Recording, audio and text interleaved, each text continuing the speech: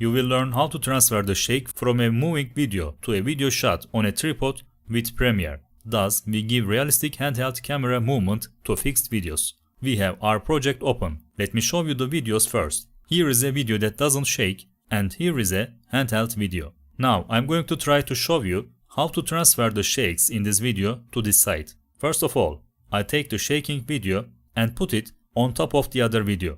It's a video over and under, and I select them both and right click, I choose Nest. Nest is a feature that turns the selected objects into a single clip. The same thing can be described as a smart object in Photoshop. In other words, it presents you in a format that you can go in and edit the details later. I click OK, and as you can see, it's here in a single clip. So when I play it, this and the other video that we don't see underneath it are actually playing.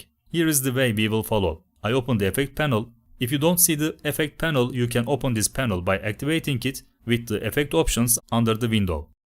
The effect I want to find in the effects panel is Warp Stabilizer. So when we type warp, it appears under distort. I drag this effect into the Nest clip I created. Warp Stabilizer is actually an effect that tries to stabilize moving videos, but we are going to use it in reverse. When I expand this area a little bit and go down to the properties of the Warp Stabilizer, I mark the result option here as no motion, and I mark the method as position, scale and rotation. After doing these changes, I see that the Warp Stabilizer has actually done what its effect should do. That is, it has stabilized the video as much as it can. Now I double click on the Nest clip we just created.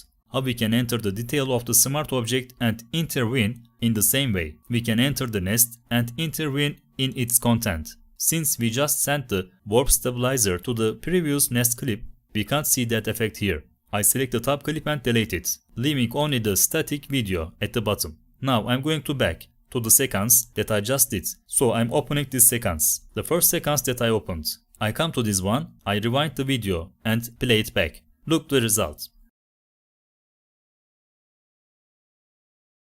We have taken the shake effect of the handheld video, the shake characteristics, and applied them to this clip. So in general terms, we have transferred the shakes on an exciting video to this clip. You can shoot a video yourself outside and transfer the shakes from that video to the videos you shot with a tripod in this way. That's all for this video. I hope it was useful. If you like this video, don't forget to like and subscribe. I'll see you in the next video.